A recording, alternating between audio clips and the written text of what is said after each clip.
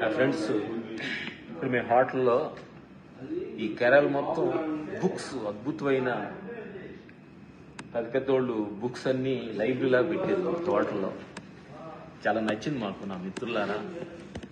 మేమే కదా చదువుకోలేదు, మేము చదువుకున్న నా మిత్రులందరూ కూడా బుక్స్ చదవండి, చాలా అద్భుతమైన క్లారిటీ ఉంటుంది. ఎందుకనంటే వాళ్ళ జీవితాల్లో ఎన్నో అనుభవాలు పొంది ఎన్నెన్నో ఒడిదుడుకులు అనుభవించి జీవితం వాళ్ళు ఎంతో అనుభవించి బుక్ రాశారు.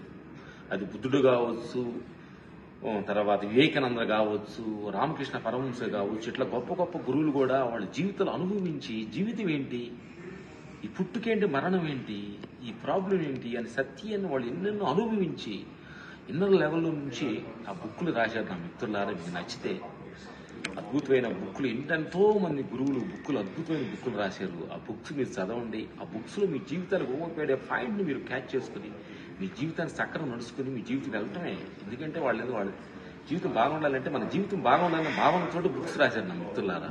Okay, thank you.